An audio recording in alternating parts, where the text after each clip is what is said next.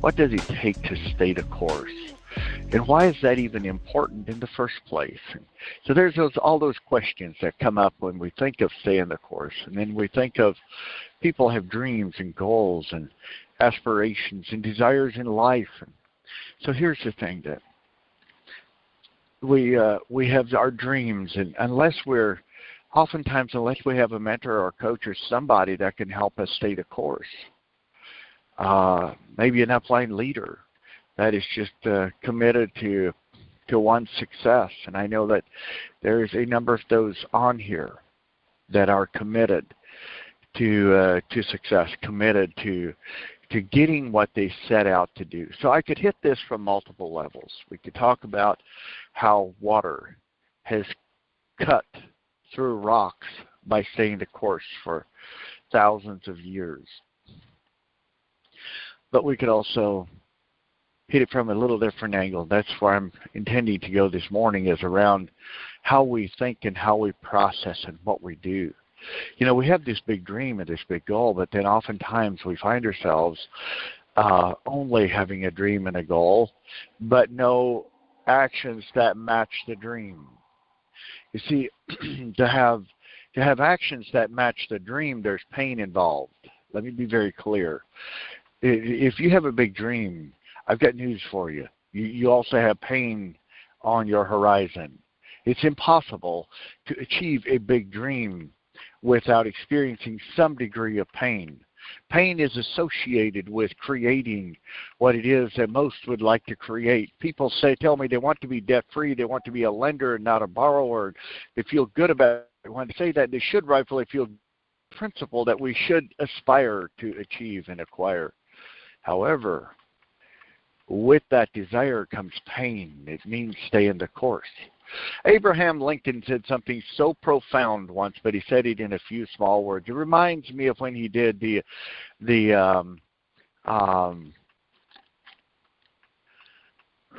Gettysburg Address, that speech, when he altered Emancipation Proclamation, when he altered the nation's future by a small speech that was spoken in a few minutes.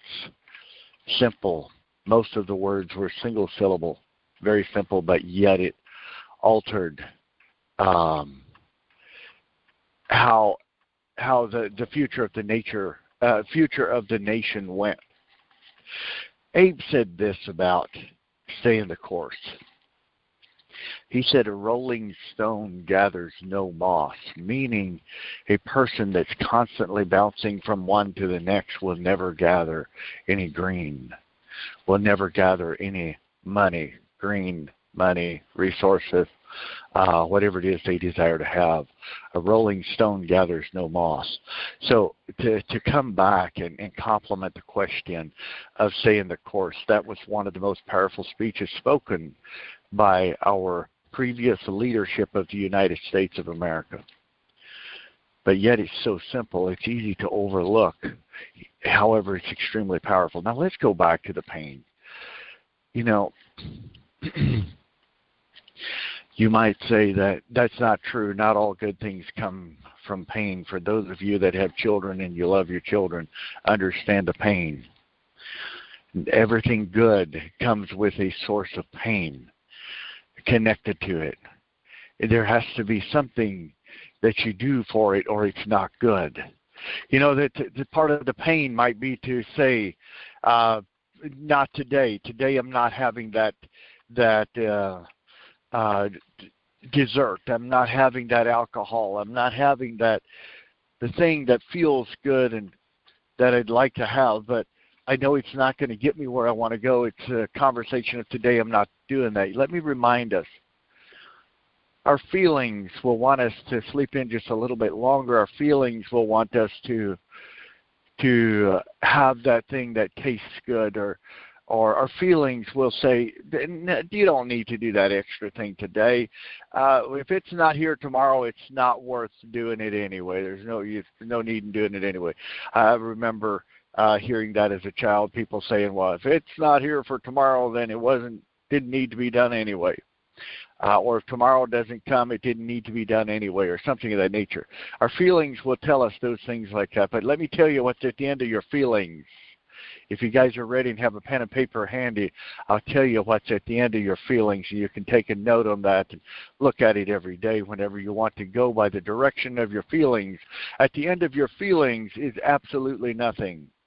There's nothing to show for, nothing to set on the shelf. There's nothing to look at. There's nothing to put in the bank account. There is nothing at the end of your feelings. But at the end of your aspirations, at the end of your dreams, if you take the action that it takes to acquire and achieve the dreams, and you stay the course, you stay focused, you stay motivated, you stay excited when you don't feel like being excited, at the end of that journey, there's something to be proud of. There's a person with a character that is superior to what he or she started out with. There's a beautiful character, a character that is crafted and is honed and has been chipped away for many days, weeks, months, maybe even years of chipping away at that character to develop it by doing what you said you were going to do long after the mood you said it in has left you. You know, that's what builds that character. That's what creates that wonderful setting of a person that you've always dreamed of being and wanted to have. And then not to mention that all of a sudden you wake up and realize that you are the lender and no longer the borrower.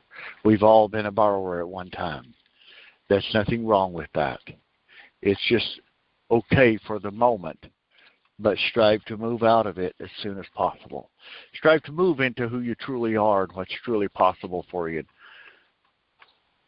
and what your dream says that you are. But be mindful. To have that dream means to get out of your own way. It means to stay the course. See, whenever things get really tough is when we start looking elsewhere. When we start looking at different directions, something else has to be easier. Something else has to be less painful. Something else has to be less humiliating. Something else has to be better than what I'm doing. That's when your character is being tested. But the person that says, nope, this is what I've committed myself to doing, and this is what I'm about to do. And you go at it again, all of a sudden it becomes easier. All of a sudden it's less tough. All of a sudden the light at the end of the tunnel looks brighter and it's not a train coming. All of a sudden you realize that you're breaking through. That feels good. But be mindful. On each mountaintop there's another valley to the next mountaintop. There's another dip down. It's okay. Sometimes when we hit one mountaintop, we think that it should only be mountaintop from here forward. It's not. Many people have hit small foothills and thought they were at the mountaintop, haven't even got close, and have refrained from giving it the effort that it took because they've experienced and tasted a little bit of success. And then to go back and give it that same thing again can be tough to do. But let me tell you, unless you're willing to give it that absolute haul on a consistent basis and stay the course, that dream will one day have to die. It'll lose its energy to continue. But that's not you, or you wouldn't be on a podcast this time of the morning. That's not you, or you wouldn't be seeking to be all that you can be and to push yourself out even when it's tough. I know there's some people on here that have had it very tough. And they keep their spirits up and keep moving forward regardless of how tough it is. Regardless of having to stop along the road for whatever reason because they couldn't go any further. They pick themselves up and go on again. That's, my friends, are the ones that are the movers and shakers. Those are the ones that are changing the world. You know, there's 1,000 other people that want what you want. They want financial freedom. They want to be at top of a company. They want to be at the right place at the right time. They want to be the first ones in when a company is starting out. There's more than 1,000 other people that want that. But there's not 1,000 other people that are willing in that time to not let their feelings direct them.